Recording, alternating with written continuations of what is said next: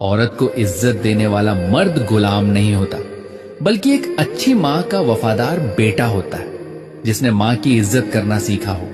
वो हर औरत की कद्र करना जानता है। संस्कार इंसान की असली पहचान होती है, न कि उसकी ताकत या घमंड। जो स्त्री का सम्मान करता है वही सच्चा पुरुष कहलाता है, क्योंकि इज्जत देना कमजोरी नहीं बल्कि अच्छे घर की परवरिश का सबूत होता है।